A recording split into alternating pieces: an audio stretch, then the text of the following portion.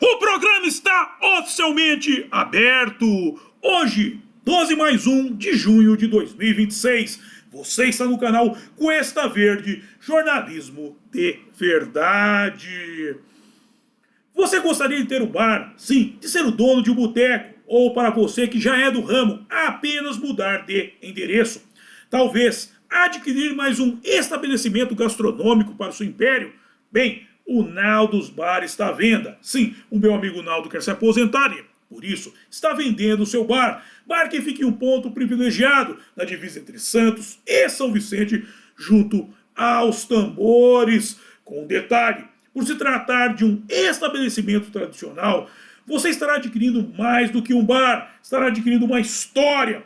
Logo, entre em contato com o Cuesta que eu faço o meio de campo entre você e o Naldo, ou vá diretamente lá, sendo que o contato do Cuesta e o endereço do Naldos Bar estão na descrição. Sim, vamos lá, porque hoje é sábado, e sábado é dia de se embriagar com uma geladinha. E lembrando que tem um detalhe, uma novidade no cardápio do Naldo, a sardinha, sim. Sardinha que ontem, dia dos namorados, foi um dos ingredientes do estrogonofe. Sim, o Naldo fez um estrogonofe de sardinha. Você já comeu? Se não comeu, no próximo dia dos namorados você comerá. E hoje tem a sardinha acompanhada por um vinagrete, sim, sugestão do chefe Mamá. Dito isto, livro de oração em mãos. Quem não o tiver, mãos em posição de prece, muito respeito, que respeito é bom e a divindade gosta. Página 70, oração ao Senhor. Ó Senhor, é o cantare, fonte de todas as luzes, de todas as forças, de todas as sabedorias, de todos os amores. Dai-nos a luz, dai-nos a força, dai-nos a sabedoria, dai-nos o amor. Ó Senhor, nosso Pai, protegei a terra, planeta do amor. Protegei-nos de todos os males.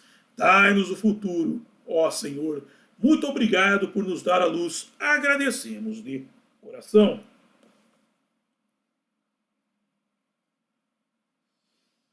Eu peço a Nosso Senhor El Cantare que, por favor, não permita que injustiça alguma ocorra durante esse programa. Muito obrigado. É isso aí. Hoje regressamos ao estudo desse livro aqui, O Grande Conflito, de Ellen G. White. Dando sequência a este viés mariano, sim, tratando do culto a Maria. E, só um detalhe, muita gente está me pedindo para fazer um programa especial sobre o Papa Pio IX. O Pio IX tem um texto muito astuto. E você vê, nesse texto ele está mostrando várias coisas. Eu vou fazer o programa só sobre ele mais para frente. Mas nesse texto, o que ele mostra? Que haviam questões que estavam sendo debatidas dentro dos muros do Vaticano. Questões que os muros do Vaticano não conseguiam conter, como a história da divindade feminina. E aí uma das questões era: devemos aceitar ou não a divindade feminina? Como sabemos, ela foi aceita. E a outra questão seria: quem seria ela? Quem sustentaria esse papel? E dois nomes entraram em voga. Um foi Maria de Madala, ou Madalena, e a outra Maria, mãe de Cristo, duas Marias.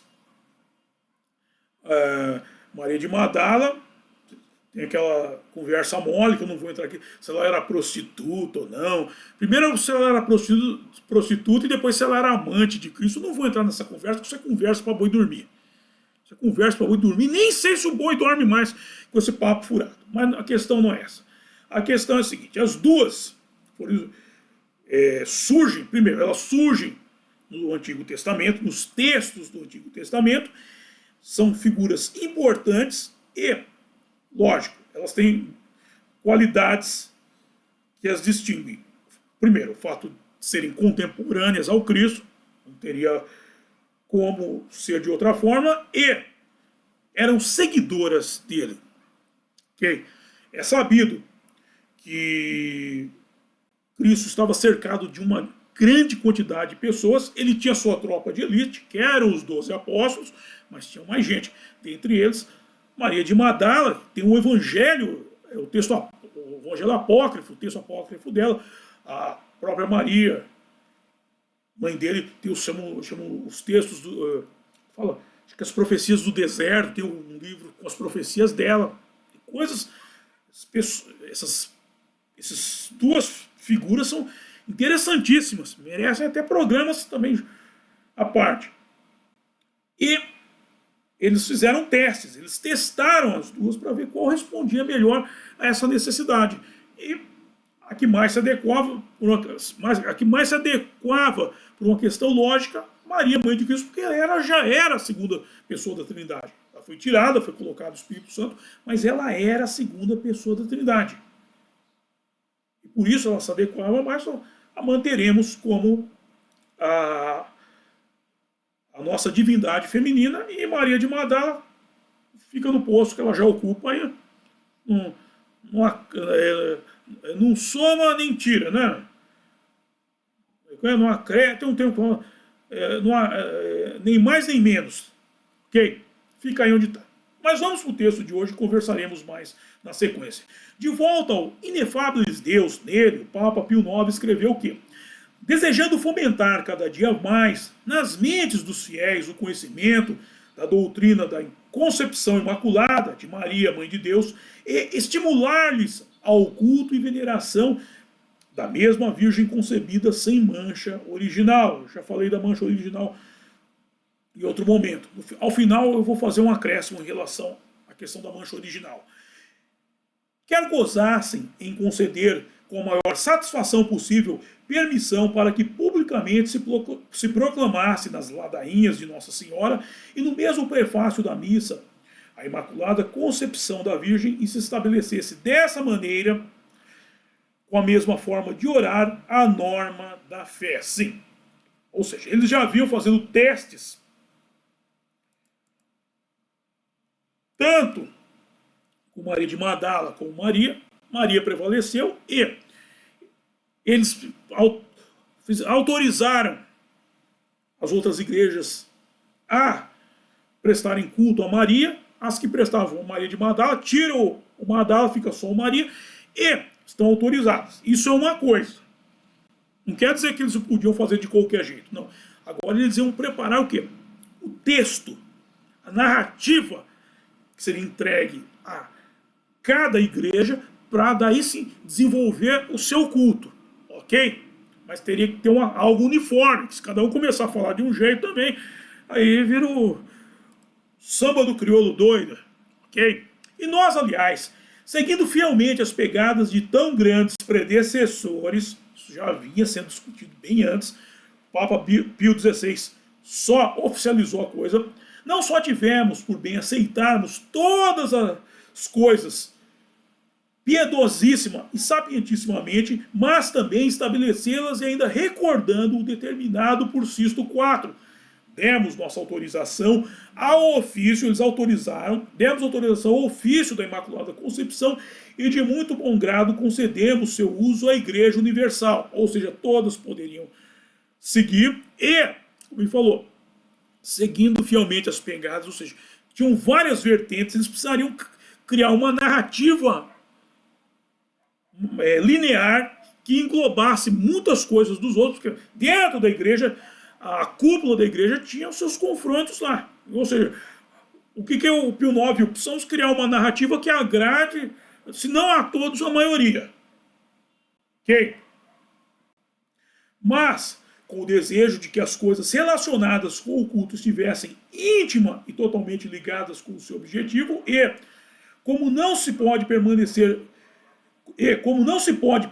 firmes em seu bom estado se estiverem envolvidas na incerteza e ambiguidade. Isso aqui eu vou, de novo, isso aqui é importantíssimo, porque nós vamos entrar num segundo ponto aqui. mas com o desejo de que as coisas relacionadas com o culto estivessem íntima, narrativa linear, íntima e totalmente ligadas com o seu objetivo, a narrativa linear, e como não se pode permanecer firmes em seu bom estado se estiverem envolvidas na incerteza e ambiguidade. Ou seja, é uma demonstração em prol de algo que se pode definir como auto-honestidade. A dúvida é, ao mesmo tempo, pertinente e inaceitável para quem quer seguir pela senda mariana. Sim, há dúvida, por quê? Eu já disse.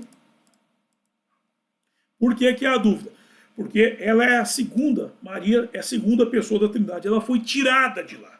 E agora ela volta no papel de divindade feminina. Ou seja, o texto tem um espaço que não foi preenchido. Por quê? O preenchimento dele requer o reconhecimento de uma cultura anterior, da cultura celta. Dentre tantas, a celta é a mais, seria a mais gritante, vamos colocar assim. Então, o que eles estabelecem? Isso é para os seguidores, não para a cúpula. Para os fiéis. Há dúvida, mas vocês têm que passar por cima da dúvida com a fé. A fé tem que ser superior à dúvida. A dúvida sempre vai existir, mas a fé tem que ser superior. A fé é a crença naquilo que não se vê. Ou seja, você tem que crer que há algo que o que está que essa lacuna não existe. A fé seria uma ponte por cima da lacuna. E eu lembro muito que eu era moleque, quando eu comecei a me interessar por sistemas religiosos, uma das dúvidas que eu tinha, por que Maria entrou na jogada? Não fazia sentido. Ela só pariu o Cristo. Isso é o que as igrejas pentecostais levam adiante, porque há uma lacuna. Essa lacuna foi criada. Esse problema foi criado pela direção da Igreja Católica, que não assume a existência da divindade feminina. Se eles assumissem, resolvia o problema. Mas aí eles têm que sair dos muros do Vaticano e eles não querem. E do outro lado, os pentecostais não aceitam isso porque eles não veem necessidade. Por quê? Porque a história fica mal contada. A história está mal contada. Está mal contada. Só que tapado a lacuna vai gerar mais problema do que simplesmente pedir que a pessoa a ignore. Foi por isso que nossos predecessores romanos pontífices se dedicaram com todo esmero ao esplendor do culto da concepção e puseram também todo o seu empenho em esclarecer e inculcar seu objetivo e doutrina, pois, na plena claridade, ensinaram do que se tratava em festejar a concepção da Virgem e proscreveram, condenaram como falso e muito distante à mente da igreja o conceito dos que opinaram e afirmavam que a igreja venerava não a concepção, o nascimento, mas sim a santificação, pois a concepção é mais do que um milagre. A concepção é o elo que se fecha entre o homem e o Deus hebreu, sim, se fez carne. E nem acreditavam que deveriam tratar com suavidade os que, com a finalidade de lançar por terra a doutrina da Imaculada Concepção da Virgem, distinguindo o momento da concepção entre o primeiro e o segundo instantes, e afirmavam que certamente se celebrava a concepção, mas não o primeiro instante e momento. Ou seja, o Papa Pio IX entende que há uma lacuna entre o recebimento da mensagem e a assimilação dela. E sim, isso é para os fiéis. Porque começa a ter a época, a gente tem que entender a época, isso começou a gerar um problema. Primeiro, o que é importante? É a santificação ou é a concepção? E o pessoal começou, por quê? Porque isso estavam sendo feitas práticas de outras igrejas em que a concepção era o grande momento, e em outras a santificação. O que é a santificação para quem chegou agora?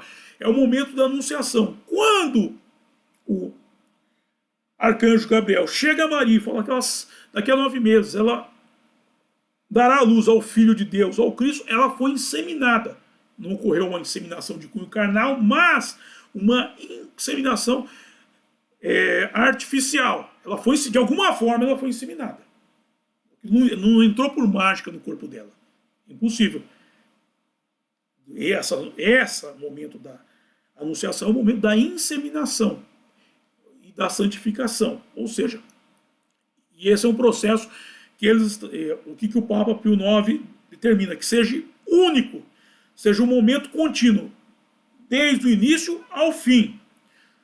Por exemplo, os pentecostais consideram que, após a concepção, termina a presença de Maria na história. Até eles vêm com aquela conversa ridícula, é só uma mulher, não era só uma mulher, não. É uma mulher especial. E, então, todo o processo começa como se fosse uma coisa só. Fosse um objeto só. Mas a época tinha essa distinção entre a anunciação e a concepção. Então, Papa Pio IX pode dizer que é uma coisa única, apenas. Voltando, pois, mesmo nossos predecessores julgaram que era seu dever defender e promulgar com todo zelo, como verdadeiro objeto de culto, a festividade da concepção da Santíssima Virgem e concepção no primeiro instante. Okay? Os antigos já viram, nós não podemos separar a anunciação da concepção.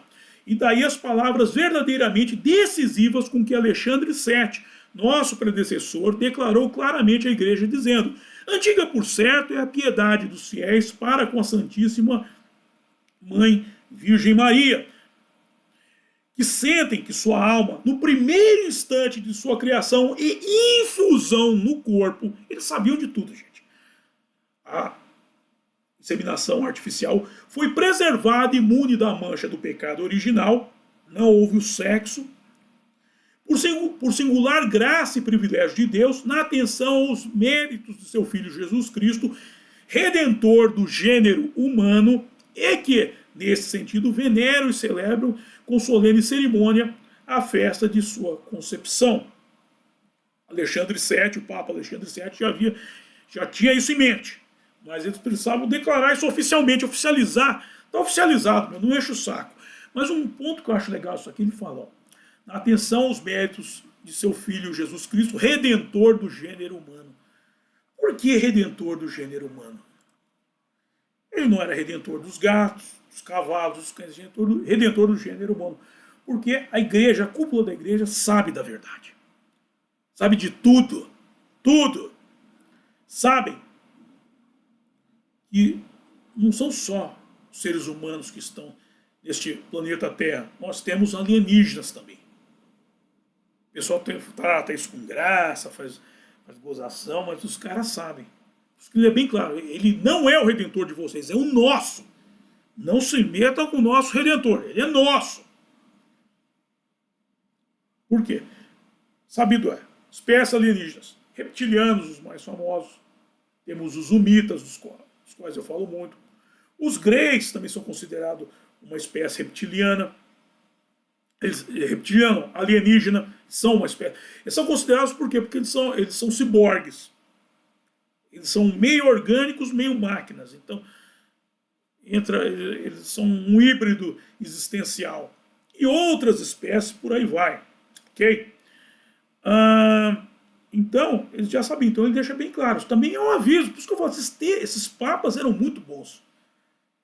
Hoje caiu um pouco o nível deles. Depois do último grande papa, que foi Bento XVI, lá para cá, meu, prefiro nem comentar.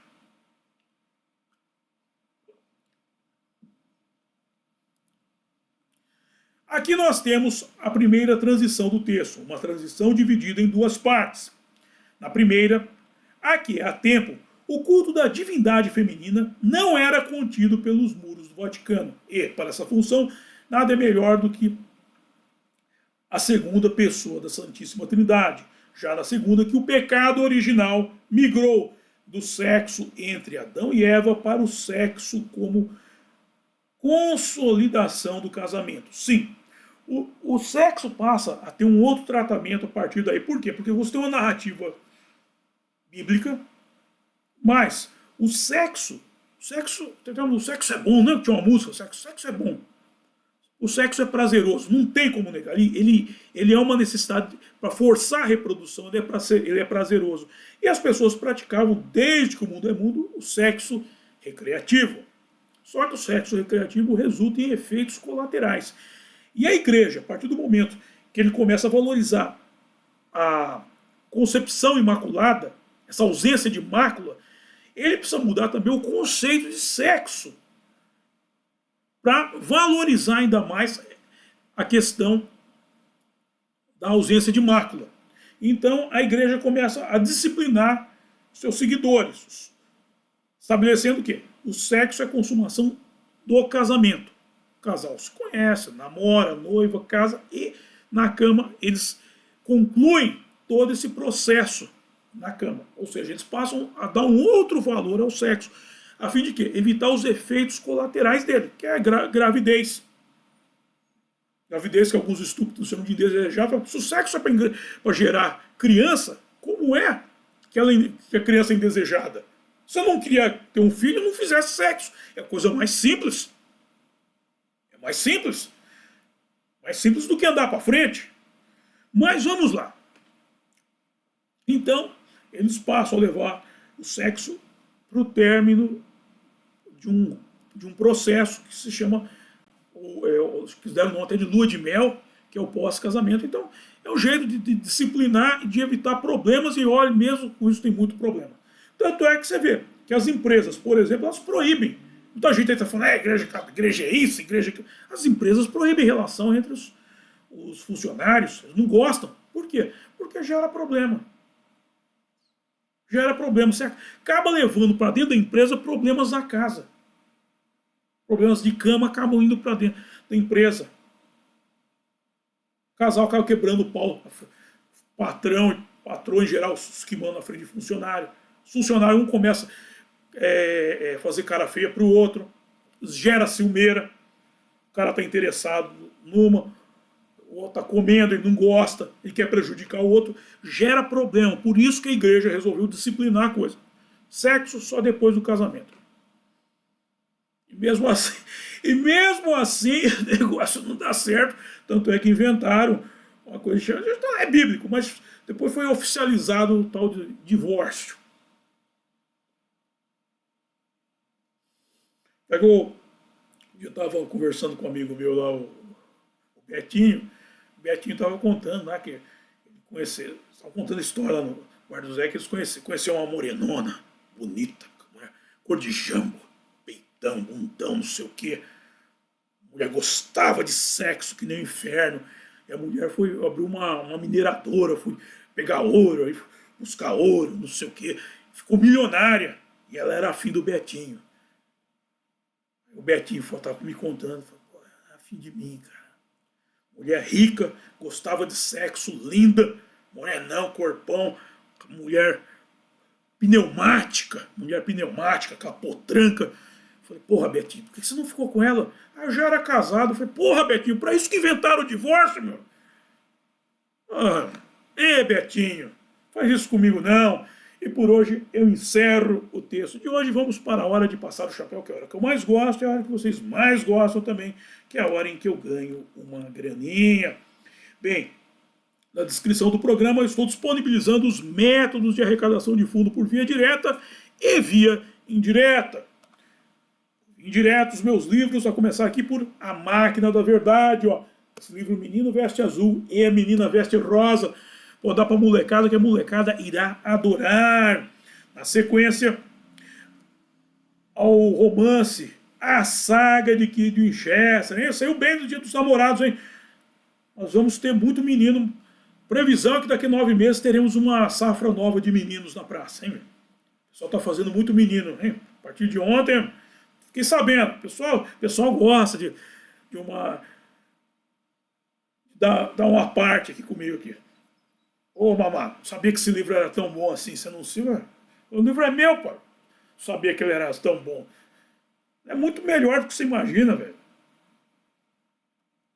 Na sequência tem o link do curso Fundamentos do Exorcismo e vamos para a arrecadação de fundos por via direta ao apoia-se do meu blog O Mochileiro Místico, o Pix para você já fazer a sua contribuição e o PayPal para os acólitos do estrangeiro. Aí tem o link do meu álbum de rock em parceria com o meu amigo Renato Pop, com letras de Mateus e o contato do Cuesta, para você mandar suas dúvidas, sugestões de pauta e coisa e tal. Ele tem o link do grupo do Cuesta no Getter. No Cuesta, o nosso canal mais... no WhatsApp, do grupo do Cuesta no WhatsApp, nosso canal mais estreito de comunicação. E Naldos para o ponto de encontro dos acólitos. Vamos lá para comer uma sardinha, hein? Você insistiu, acho que o Naldo faz um estrogonofe de sardinha. Mas insiste, hein? Insiste. E atenção, Denilson, todos os carros. Todos os carros, atenção, Denilson, todos os carros. Os segredos do mundo espiritual por Ryunosuke Akutagawa, o espírito do rio, sim, do rio que presta, né? Não é um de janeiro, não. No sábado, dia 20 de junho de 2026, às 6 horas da tarde, às 8 horas, no sábado, amanhã, semana que vem, no sábado, dia 20 de junho de 2026, às 8 horas, os segredos do mundo espiritual por Ryunosuke Akutagawa, o espírito do rio. Dito isto, eu quero agradecer a todos vocês que me acompanharam e até a próxima. Bye!